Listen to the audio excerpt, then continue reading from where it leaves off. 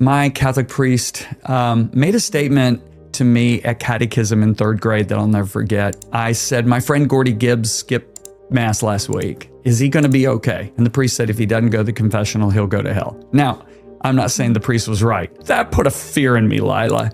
I don't care. You know, I played Junior Davis Cup tennis, the USTA circuit. I started on Purdue University's tennis team.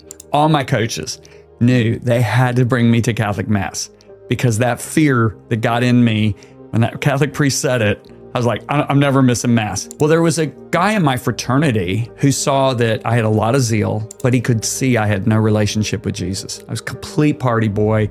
You know, I didn't even like drinking, but I drank to get drunk just to fit in. It was all about girls, everything like that. And I wouldn't listen to people unless they were really athletic. Well, this guy happened to be one of the best athletes in the state of Indiana in football and baseball. He came to my room and shared Campus Crusade 4 Spiritual Laws. He saw that it was getting nowhere with me. So he looks at me and says this, Lila. He said, John, can you tell me about the President of the United States? I said, sure. Jimmy Carter, his wife's Rosalind. He was a peanut farmer from Georgia. He was governor of Georgia. He said, great. Can you tell me about Jesus? So I gave all my answers, right, that I got in catechism. Born of a virgin, had 12 apostles, died on a cross, right? He said, great. Do you know President Carter like you know your mother? And I went, no.